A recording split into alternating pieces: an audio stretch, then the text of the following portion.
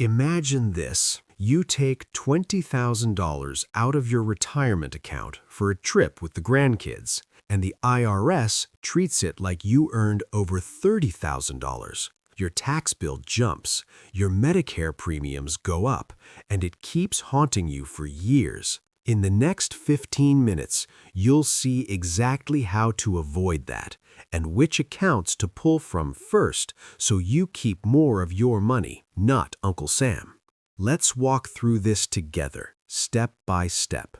Once you stop working, your paycheck ends, but your need for a reliable paycheck does not. In this video, you're going to learn how to line up your income sources in the right order, how U.S. tax rules in 2025 and 2026 treat IRA, Roth, and brokerage withdrawals, how to avoid three big landmines: Social Security taxes, Medicare IRMAA surcharges, and painful required minimum distributions later in life. And to make this real, you'll see a detailed example of a couple in their late 60s and how changing the withdrawal order gives them years of extra spending money. Stay with this until the end, because the last section gives you a simple yearly checklist you can literally keep next to your tax return to stay on track. First, let's slow down and get really clear on what replaces your paycheck. For most Americans above 55, there are usually 4 or 5 main buckets of income in retirement: Social Security, any pension or annuity income, tax-deferred accounts, traditional IRA, 401k, or 403b, taxable brokerage accounts, joint or individual investment accounts, tax-free accounts, Roth IRA or Roth 401k. Social Security and pensions are your fixed income. They show up every month whether markets are up or down. Everything else you control. Your job in retirement is to create your own paycheck by filling the gap between what you want to spend and what those fixed sources provide. Most people stop here and ask which account has the most money and pull from that. That's exactly how people end up paying far more tax than they need to. Step 2. Understand your 3 biggest tax landmines. Before choosing which bucket to tap first, you need to know where the mines are buried. There are 3 big ones. Social Security tax torpedo.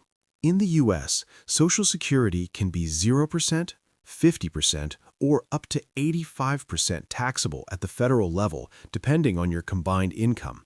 That's your adjusted gross income, plus any tax-free interest, plus half of your Social Security benefits. For 2026, and still using the long-standing thresholds, if you're married filing jointly and your combined income is under $32,000, your benefits are not taxable. Between $32,000 and $44,000, up to 50% of your benefits can be taxable. Above $44,000, up to 85% of your benefits can be taxable. These dollar thresholds have not been indexed for inflation since the 1980s, which means more and more retirees are getting pulled into this tax every year.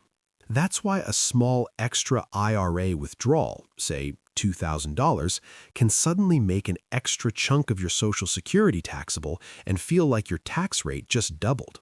Tax landmine number 2, Medicare IRMAA, Income-Related Monthly Adjustment Amount. In 2025, if your modified adjusted gross income from 2 years earlier is over $106,000 as a single filer or $212,000 as a married couple filing jointly, your Part B and Part D premiums start going up in tiers. Those surcharges can add hundreds of dollars per month per person when you cross a threshold, even by $1. And remember, IRMAA looks back 2 years, so a big Roth conversion or IRA withdrawal in your late 60s can suddenly surprise you with higher Medicare premiums in your early 70s.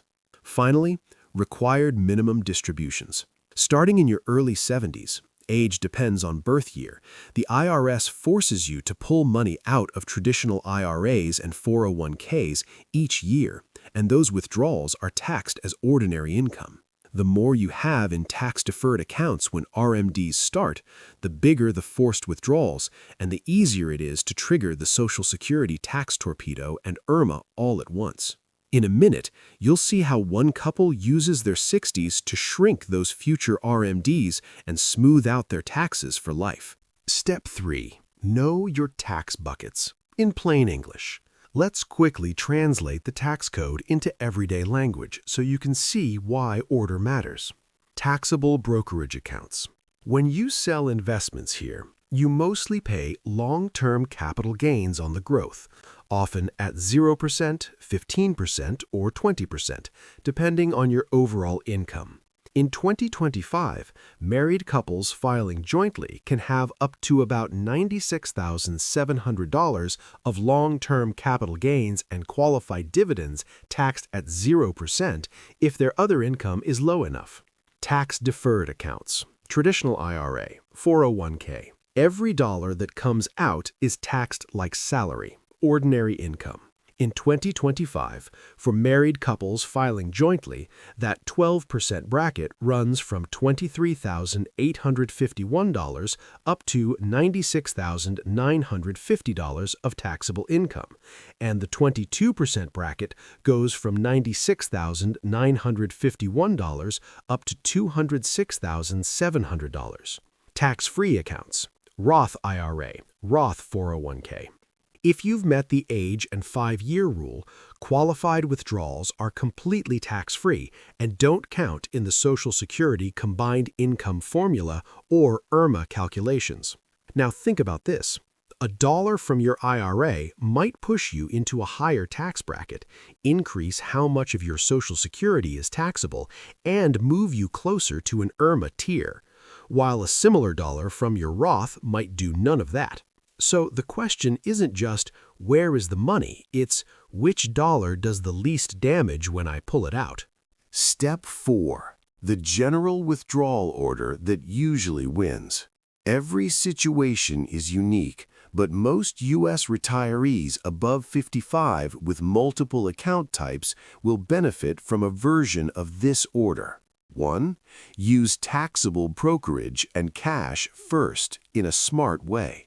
2. Do controlled IRA withdrawals and Roth conversions up to a target tax bracket. 3. Delay Social Security and sometimes pensions if you reasonably can. 4. Protect the Roth for last and for emergencies. Let's walk through how this often looks in your 60s. Ages roughly 60 to 70. The planning window. These are often golden years for tax planning. Your paycheck has stopped or dropped. Social Security may not yet have started, or you're delaying it. Medicare might not yet be applying IRMAA, especially before 63. That means your taxable income is often lower than it will be in your 70s when RMDs and full Social Security are in play.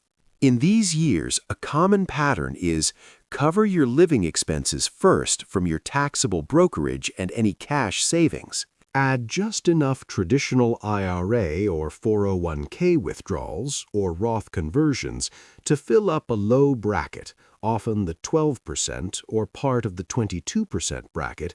Leave the Roth account untouched so it keeps compounding tax-free. The goal is to smooth taxes out over your lifetime, not chase a zero tax year today and walk into a huge bill later.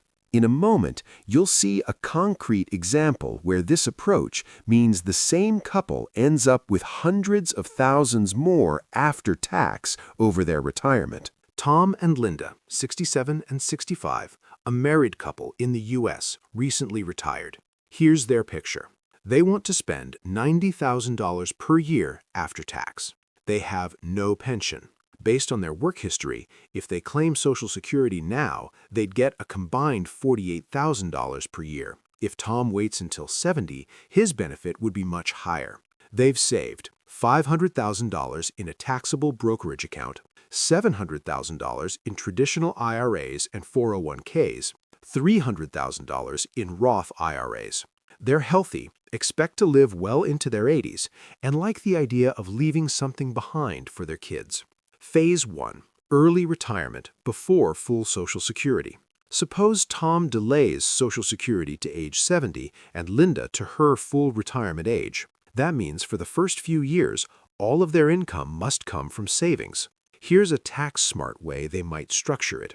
Target: keep taxable income mostly within the 12% and lower part of the 22% bracket using current 2025 married filing jointly thresholds. Each year, they might pull a big chunk of spending money from the taxable brokerage account, realizing long-term capital gains that often fit in the 0% capital gains band when combined with their deductions. Add enough traditional IRA or Roth conversions to bring their taxable ordinary income up to the top of the 12% bracket, maybe a bit into the 22% bracket if the math still looks favorable. Why? Because right now they're in low brackets and they're not yet triggering the Social Security tax torpedo or IRMAA. By doing this, Tom and Linda are proactively shrinking that big pile of pre-tax money that would otherwise cause huge forced withdrawals and big tax bills in their 70s. Instead of the IRS deciding how much they must withdraw later, they quietly move money into their Roths under their terms. Phase 2. After Social Security starts. At 70, Tom finally turns on Social Security at a higher monthly benefit, and Linda starts hers at her full retirement age. Now their world changes. They have a strong fixed income base from Social Security. They still need some extra money from their savings, but not as much. More of each IRA dollar they pull can now make Social Security taxable because of those fixed combined income thresholds at $32,000 and $44,000 for married couples. So from this point on, the order usually shifts to, first, take any required minimum distributions from traditional accounts when they begin. That's non-negotiable. If they need more than Social Security plus RMDs, fill the gap first from their taxable brokerage, being mindful of long-term capital gains. Tap Roth only when needed to avoid jumping into a higher tax bracket or tripping an IRMAA threshold. In other words, now the Roth is their ace in the hole, perfect for big one-off expenses like a new roof, a car, or helping a grandchild with college without pushing their income into a punishing tax zone. Notice what changed. Early in retirement, they used taxable and IRA dollars to reduce future landmines. Later in retirement, that planning gives them smaller RMDs, lower taxable Social Security, and more control over Medicare costs. Same accounts, different order, very different lifetime tax bill. Step 6. Simple rules of thumb you can write down and review each year. 1. Don't blindly empty one bucket at a time. It's rarely optimal to spend only taxable, then only IRA, then only Roth. Blending them, guided by tax brackets and thresholds, usually wins. 2. Use taxable accounts and modest IRA withdrawals in your 60s to pre-shrink future RMDs.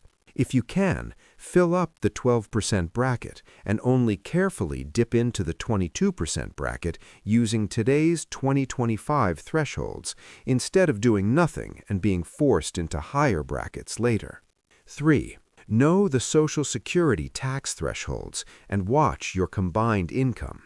Keep an eye on whether extra IRA withdrawals are pushing you over $32,000 or $44,000 of combined income as a married couple, where up to 50% and then up to 85% of your benefits become taxable. 4. Before age 63, Roth conversions are often on sale. Those are the years before your income starts affecting Medicare IRMAA at 65, which first kicks in for 2025 when your 2023 income is above $106,000 single or $212,000 married. 5. Protect your Roth. Let it grow. Save it for late life flexibility, big one-time expenses, and for heirs, because qualified withdrawals don't show up in your taxable income or IRMAA calculations. If you take nothing else from this video, take this. The order you withdraw from accounts can matter more than the investments you pick inside those accounts once you're already retired. Step 7. Yearly Kitchen Table Checklist. Here's a simple routine you can walk through once a year, maybe with a cup of coffee at the kitchen table or with your tax professional. 1. List your fixed income for the coming year. Social Security, pensions or annuities, rental income or part-time work. 2. Decide how much you want to spend for the year. Be honest. If you're going to see the grandkids, fix the house, or travel, include it. 3. Calculate the gap. Spending goal minus fixed income equals the amount you need to pull from savings. 4. Choose your target tax bracket for the year. Look at the current 2025 brackets, know roughly where 12% ends and 22% begins for your filing status.